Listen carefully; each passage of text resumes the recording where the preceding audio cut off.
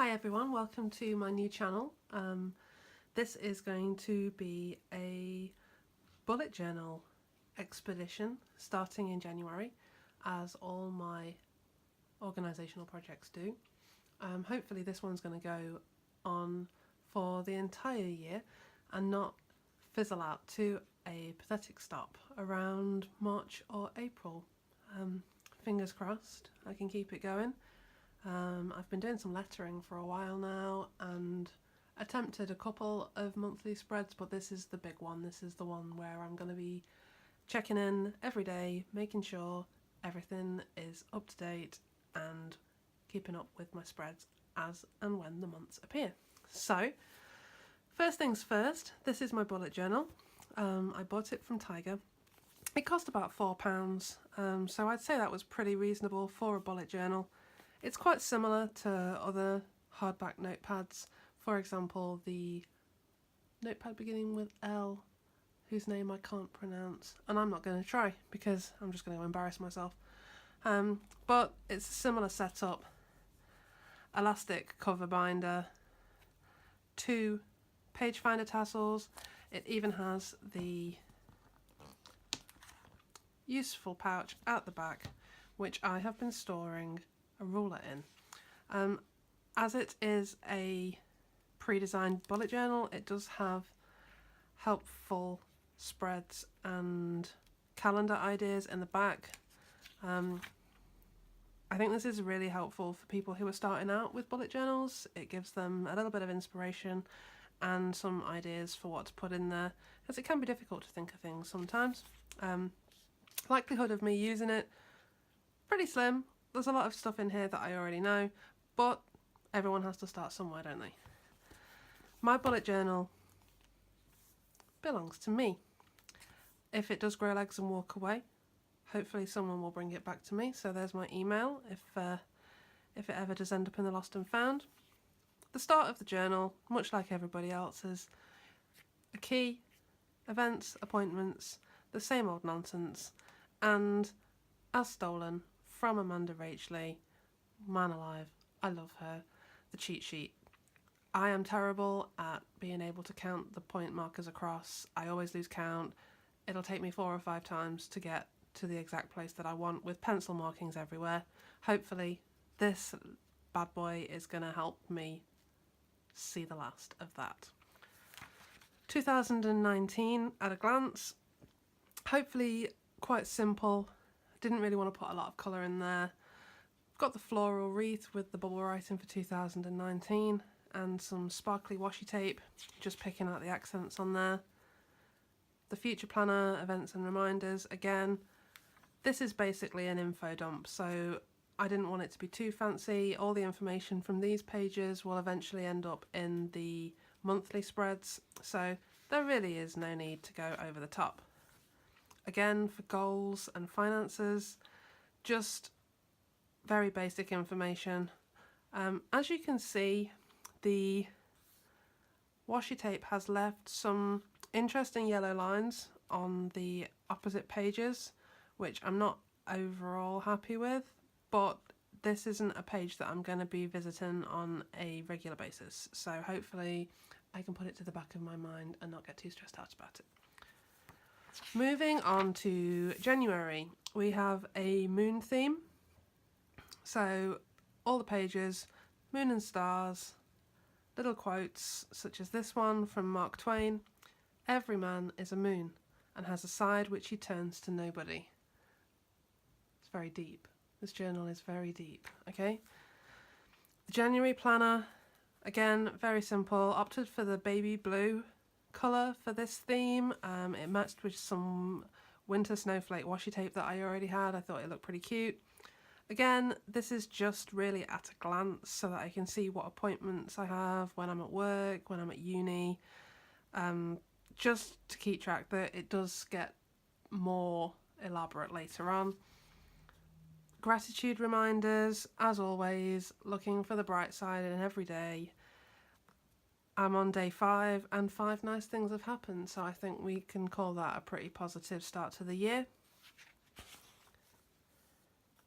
tracking graphs. This is something new that I'm working with in bullet journaling, for the main reason that my best friend bought me a Himalayan salt lamp for Christmas. I think I'd been talking about it, saying that I wanted one, so she got me one.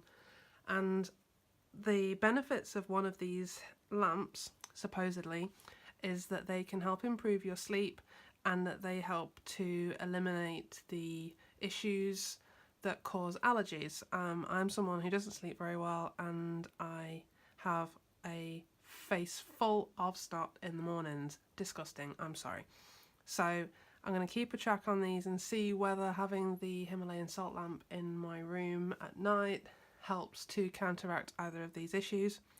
The final tracker is just for my dog walking. Just see how far we go over the course of a month, and just kind of a reminder to push it a little bit. She's a dog, she likes to walk, we should walk her far. Today's not been great, as you can see we haven't walked today, but the weather's been awful and she is very fluffy and she doesn't like getting wet, so she wouldn't have enjoyed that walk. Moving through into the regular habit tracking, I would like to visit the gym this month. I really would. I'm paying for it, I really should go. So I've gone for some health related habits, chores and exercise. Pretty basic, hopefully I'll be able to keep up with those. The mood tracker again has the moon theme. I like to be a little bit more creative with how I'm feeling, which is why you'll see things like content or anxious or bored. I don't tend to be the kind of person who can be happy or sad. I'm a little bit more complex than that, and I like to think that this mood tracker represents that. Tiny mistake on this page in that I numbered my moons incorrectly, so I've ended up with 31 all the way up here. What a douchebag. Monthly to-do list, probably the most important part of my monthly spread. I like to-do lists. I tend to have a list for each day, maybe each week. I like to put deadlines on the lists so that I can, really aim to get things finished, which, as someone who is a completionist on games, I don't seem to be able to put that into my actual life. January in pictures is a new part of the journal that I'm trying out this year, and that is going to be home to 4 of my new HP Sprocket printouts, which I will be the eventual proud owner of in a very short time.